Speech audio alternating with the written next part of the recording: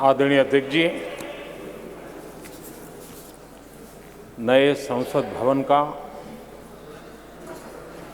ये प्रथम और ऐतिहासिक सत्र है। मैं सभी माननीय सांसदों को और सभी देशवासियों को बहुत बहुत शुभकामनाएं देता हूं। आदरणीय अध्यक्ष जी, आज प्रथम दिवस के प्रथम सत्र में नए सदन में आपने मुझे बात रखने के लिए अवसर दिया है, इसलिए मैं आपका बहुत बहुत आभार व्यक्त करता हूं। इस नए संसद भवन में मैं आप सभी माननीय सांसदों का भी हृदय से स्वागत करता हूं। ये अवसर कई मायनों में अभूतपूर्व है। आज़ादी के अमृत काल का ये उषा काल है और भारत अनेक सिद्धियों के साथ नए संकल्प लेकर के नए भवन में अपना भविष्य तय करने के लिए आगे बढ़ रहा है। विज्ञान जगत में चंद्रयान 3 की गगनचुंबी सफलता हर देशवासी को गर्व से भर देती है। भारत की अध्यक्षता में G20 का असाधारण आयोजन विश्व में इच्छित प्रभाव, इस अर्थ में ये अद्वितीय उपलब्धियां हासिल करने वाला एक अवसर भारत के लिए बना। इसी आलोक में आज आधुनिक भारत और हमारे प्राचीन लोकतंत्र का प्रतीक नए संसद भवन का शुभारंभ हुआ है। सुखद संयोग है कि ये गणेश चतुर्थी का शुभ दिन है।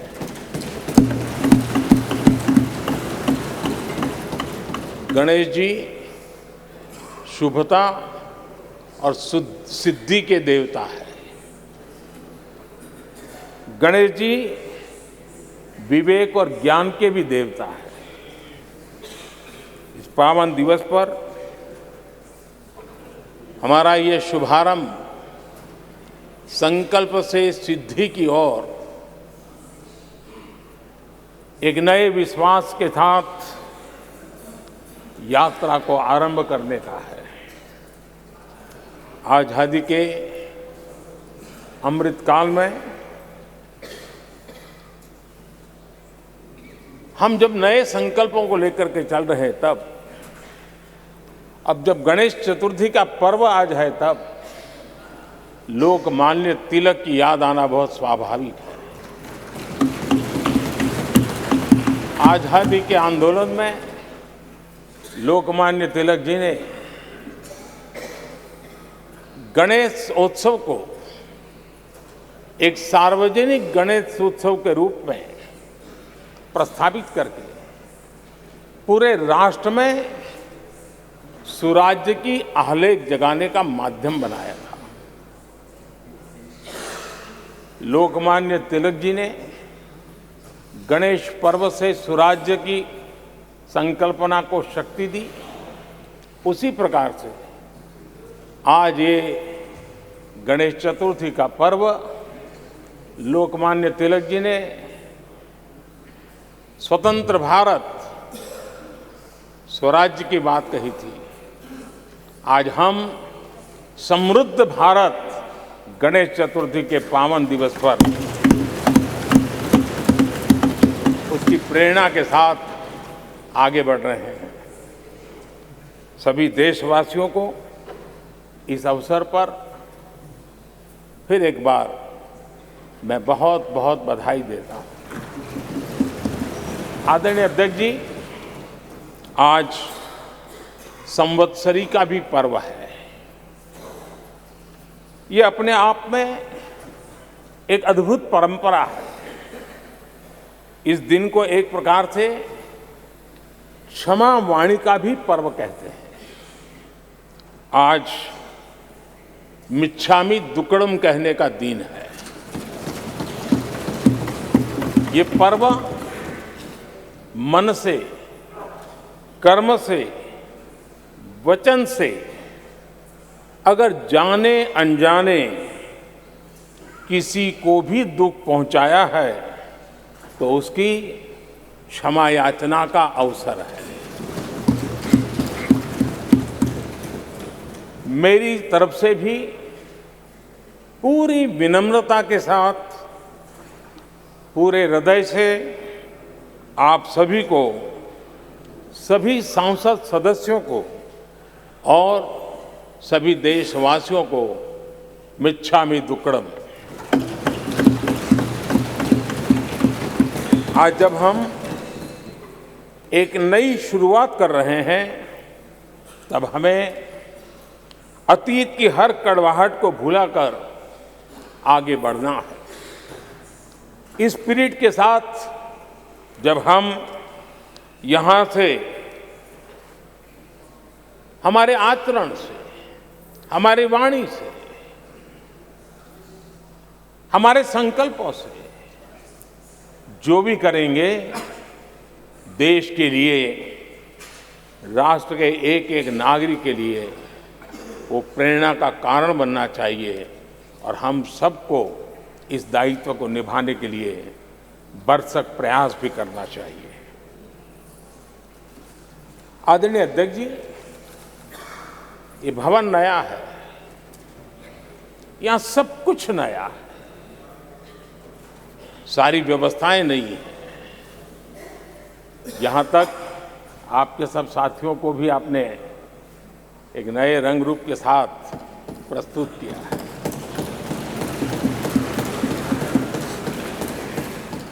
सब कुछ नया है, लेकिन यहाँ पर कल और आज को जोड़ती हुई एक बहुत बड़ी विरासत का प्रतीक भी मौजूद है। वो नया नहीं है, वो पुराना है और वो आजादी की पहली किरण का स्वयं साक्षी रहा है, जो आज अभी हमारे बीच उपस्थित है। वो हमारे समृद्ध इतिहास को जोड़ता है और जब आज हम नए सदन में प्रवेश कर रहे हैं, संसदीय लोकतंत्र का जब ये नया गृह प्रवेश हो रहा है, तो यहाँ पर आजादी की पहली किरण का साक्षी, जो आने वाली पीढ़ियों को भी प्रेरणा देने वाला है, वैसा पवित्र सेंगोल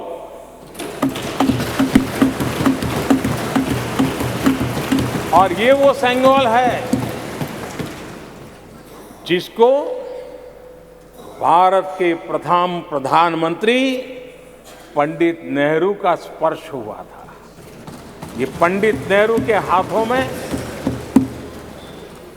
पूजा विधि कर करके आजादी के पर्व का प्रारंभ हुआ था और इसलिए एक बहुत महत्वपूर्ण अतीत को उसके साथ ये सेंगोल हमें जोड़ता है। तमिलनाडु की महान परंपरा का वो प्रतीक तो है ही, देश को जोड़ने का भी, देश की एकता का भी वो प्रतीक है। और हम सभी माननीय सांसदों को हमेशा जो पवित्र सेंगोल पंडित नेहरू के हाथ में शोभा देता था, वो आज हम सब की प्रेरणा का कारण बन रहा है। इससे बड़ा गर्व क्या हो सकता है। आदरणीय अध्यक्ष जी, नए संसद भवन की भव्यता आधुनिक भारत के महिमा को भी मंडित करती है। हमारे श्रमिक, हमारे इंजीनियर्स, हमारे कामगारों, उनका पसीना इसमें लगा है और कोरोना काल में भी उन्होंने जिस लगन से इस काम को किया है, क्योंकि मुझे कार्य जब चल रहा था तब उन श्रमिकों के बीच आने का बार बार मौका मिलता था और ख़ास करके मैं उनके स्वास्थ्य को लेकर के उनसे मिलने आता था। लेकिन ऐसे समय भी उन्होंने इस बहुत बड़े सपने को पूरा किया। आज मैं चाहूँगा कि हम सब हमारे उन श्रमिकों का, हमारे उन कामगारों का, हमारे इंजीनियर्स का हृदय से धन्यवाद करें, हृदय से, क्योंकि उनके द्वारा निर्मित भावी पीढ़ियों को प्रेरणा देने वाला है। और 30,000 से ज़्यादा श्रमिक बंधुओं ने परिश्रम किया है, पसीना बहाया है इस भव्य व्यवस्था को खड़ी करने के लिए और कई पीढ़ियों के लिए ये बहुत बड़ा योगदान है। माननीय अध्यक्ष जी, मैं उन श्रमयोगियों का नमन तो करता ही, लेकिन एक नई परंपरा का प्रारंभ हो रहा है, इसका मुझे अत्यंत आनंद है। इस सदन में एक डिजिटल बुक रखी गई है, जिस डिजिटल बुक में उन सभी श्रमिकों के पूरा परिचय इसमें रखा गया है, ताकि आने वाली पीढ़ियों को पता चलेगा कि हिंदुस्तान के किस कोने से कौन श्रमिक ने आकर के इस भव्य इमारत को, यानी उनके पसीने को भी अमरत्व देने का प्रयास इस सदन में हो रहा है। ये एक नई शुरुआत है, शुभ शुरुआत है और हम सब के लिए गर्व की शुरुआत है। मैं इस अवसर पर 140 करोड़ देशवासियों की तरफ से, मैं इस अवसर पर लोकतंत्र की महान परंपरा की तरफ से हमारे इन श्रमिकों का अभिनंदन करता हूं।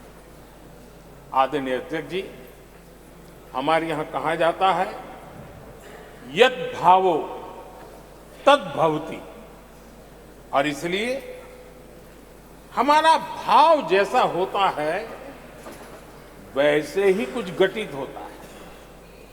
यद् भावो तद् भवति, और इसलिए हम जैसी भावना करते हैं और हम जैसी भावना करके प्रवेश किया है, मुझे विश्वास है भावना भीतर जो होगी हम भी वैसे ही खुद भी बनते जाएंगे और वो बहुत बड़ी स्वाभाविक है।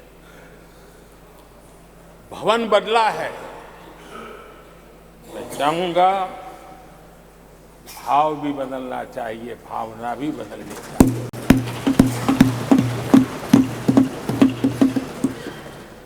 संसद राष्ट्र सेवा का सर्वोच्च स्थान है। ये संसद दलहित के लिए नहीं है। हमारे संविधान निर्माताओं ने इतनी पवित्र संस्था का निर्माण दलहित के लिए नहीं, सिर्फ और सिर्फ देश हित के लिए किया।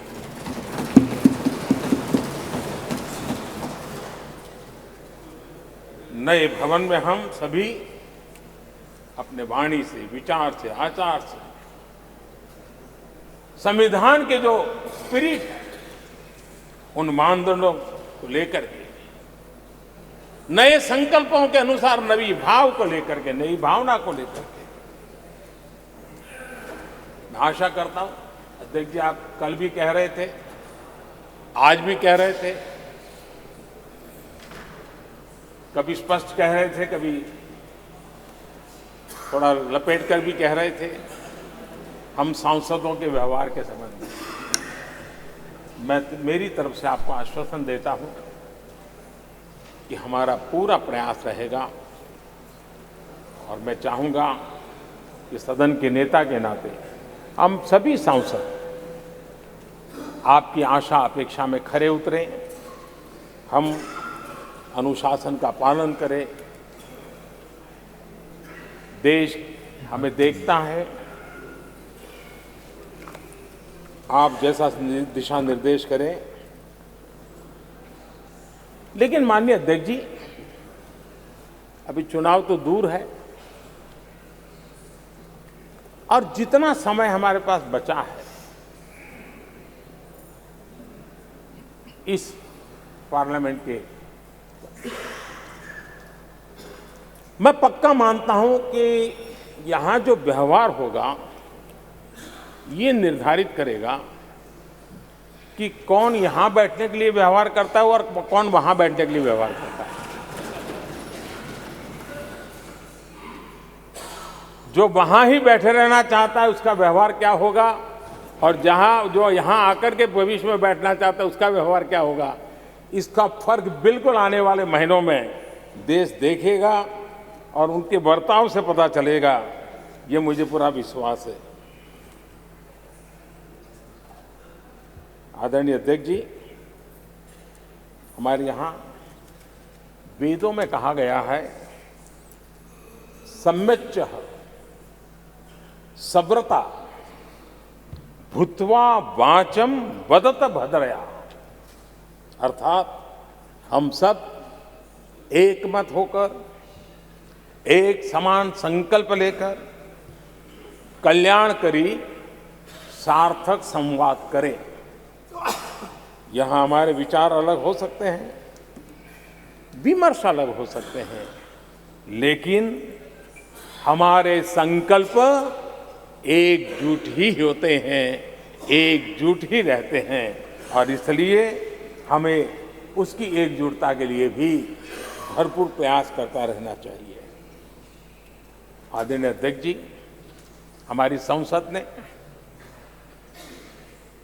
राष्ट्रहित के तमाम बड़े अवसरों पर ही इसी भावना से काम किया है। न कोई इधर का है न उधर का है, सब कोई राष्ट्र के लिए करते रहे। मुझे आशा है कि इस नई शुरुआत के साथ इस संवादीय के वातावरण में और इस संसद के पूरे डिबेट में हम उस भावना को जितनी ज्यादा मजबूत करेंगे, हमारी आने वाली पीढ़ियों को अवश्य हम प्रेरणा देंगे। संसदीय परंपराओं की जो लक्ष्मण रेखा है, उन लक्ष्मण रेखा का पालन हम सबको करना चाहिए, और वो स्पीकर महोदय की अपेक्षा को हमें जरूर पूरा करने की कोशिश करनी चाहिए। आदरणीय अध्यक्ष जी, लोकतंत्र में राजनीति, नीति और शक्ति का इस्तेमाल ये समाज में प्रभावी बदलाव का एक बहुत बड़ा माध्यम होता है, और इसलिए स्पेस हो या स्पोर्ट्स हो, स्टार्टअप्स हो या सेल्फ हेल्प ग्रुप हो, हर क्षेत्र में दुनिया भारतीय महिलाओं की ताकत देख रही है। G20 की अध्यक्षता, विमेन लेड डेवलपमेंट की चर्चा, आज दुनिया इसका स्वागत कर रही है, स्वीकार कर रही है। दुनिया समझ रही है कि सिर्फ महिलाओं के विकास की बात इनफ नहीं है। हमें मानव जाति की विकास यात्रा में उस नए पड़ाव को अगर प्राप्त करना है, राष्ट्र के विकास यात्रा में हमने नई मंजिलों को पाना है, तो यह आवश्यक है कि विमेन लेड डेवलपमेंट को हम बल दें, और G20 में भारत की इस बात को विश्व ने स्वीकार किया है। महिला सशक्तिकरण की हमारी हर योजना ने महिला नेतृत्व करने की दिशा में बहुत सार्थक कदम उठाए हैं। आर्थिक समावेश को ध्यान में रखते हुए जनधन योजना शुरू की। 50 करोड़ लाभार्थियों में से भी अधिकतम महिला बैंक अकाउंट के धारक बनी है। ये अपने आप में बहुत बड़ा परिवर्तन भी है, नया विश्वास देता है। जब मुद्रा योजना रखी, ये देश गर्व कर सकता है कि उसमें बिना बैंक गारंटी 10 लाख रुपए की लोन देने की योजना, और उसका लाभ पूरे देश में सबसे ज्यादा महिलाओं ने उठाया। महिला एंटरप्रेन्योर का एक पूरा वातावरण देश में नजर आया। पीएम आवास योजना, पक्के घर, ये भी उसकी रजिस्ट्री ज्यादातर महिलाओं के नाम हुई, महिलाओं का मालिकाना हक बना।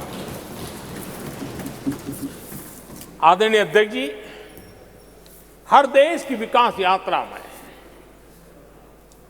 ऐसे माइलस्टोन आते हैं जब वो गर्व से कहता है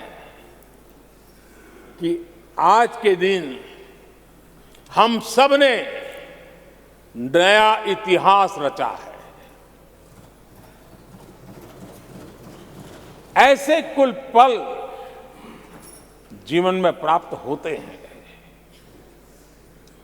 और आदरणीय अध्यक्ष जी, नए सदन के प्रथम सत्र के प्रथम भाषण में मैं बड़े विश्वास और गर्व से कह रहा हूं कि आज की ये पल, आज का ये दिवस, संवत्सरी हो, गणेश चतुर्थी हो, उससे भी आशीर्वाद प्राप्त करते हुए इतिहास में नाम दर्ज करने वाला समय है।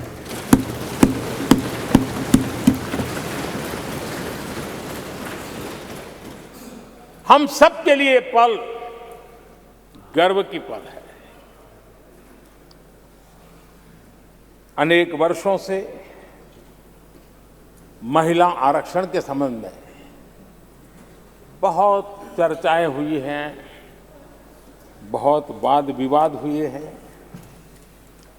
महिला आरक्षण को लेकर संसद में पहले भी कुछ प्रयास हुए हैं। 1996 में इससे जुड़ा बिल पहली बार पेश हुआ था। अटल जी के कार्यकाल में कई बार महिला आरक्षण का बिल पेश किया गया, कई बार, लेकिन उसे पार कराने के लिए आंकड़े नहीं जुटा पाए और उसके कारण वो सपना अधूरा रह गया। महिलाओं को अधिकार देने का, महिलाओं की शक्ति का उपयोग करने का वो काम, शायद ईश्वर ने ऐसे कई पवित्र काम के लिए मुझे चुना है।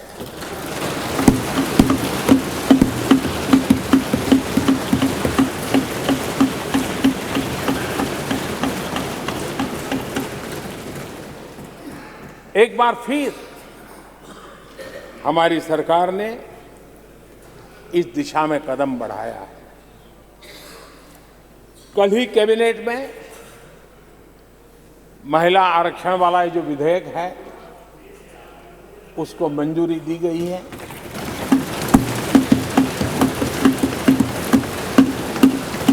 आज 19 सितंबर की ये तारीख इसीलिए इतिहास में अमरत्व को प्राप्त करने जा रहे हैं। आज जब महिलाएं हर सेक्टर में तेजी से आगे बढ़ रही हैं, नेतृत्व कर रही है, तो बहुत आवश्यक है कि नीति निर्धारण में, पॉलिसी मेकिंग में हमारी माताएं, बहनें, हमारी नारी शक्ति अधिकतम योगदान दें, ज़्यादा से ज़्यादा योगदान दें। योगदान ही नहीं, वे महत्वपूर्ण भूमिका निभाएं। आज इस ऐतिहासिक मौके पर नए संसद भवन में सदन की पहली कार्यवाही के रूप में उस कार्यवाही के अवसर पर देश के इस नए बदलाव का आह्वान किया है और देश की नारी शक्ति के लिए सभी सांसद मिलकर के नए प्रवेश द्वार खोल दें, इसका आरंभ हम इस महत्वपूर्ण निर्णय से करने जा रहे हैं। विमेन लेड डेवलपमेंट के अपने संकल्प को आगे बढ़ाते हुए हमारी सरकार आज एक प्रमुख संविधान संशोधन विधेयक प्रस्तुत कर रही है। इस विधेयक का लक्ष्य लोकसभा और विधानसभाओं में महिलाओं की भागीदारी का विस्तार करने का है। नारी शक्ति वंदन अधिनियम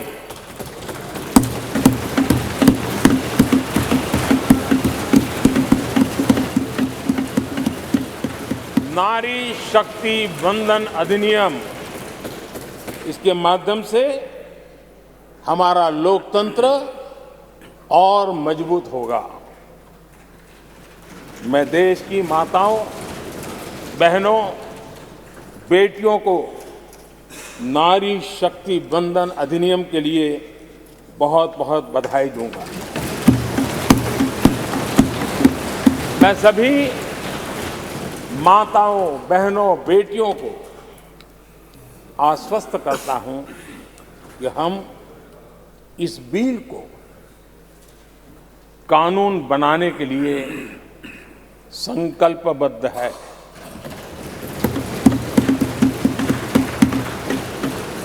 मैं इस सदन में सभी साथियों से आग्रहपूर्वक निवेदन करता हूं, आग्रह भी करता हूं, और जब एक पावन शुरुआत हो रही है, पावक विचार हमारे सामने आया है, तो सर्वसम्मति से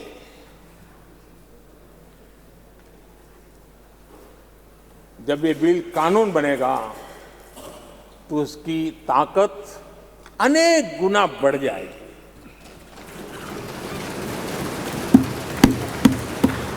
और इसलिए मैं सभी माननीय सांसदों से, दोनों सदन के सभी माननीय सांसदों से इसे सर्वसम्मति से पारित करने के लिए प्रार्थना करते हुए आपका आभार व्यक्त करता हूं कि इस नए सदन के प्रथम सत्र में मुझे आपने मेरी भावनाओं को व्यक्त करने का अवसर दिया।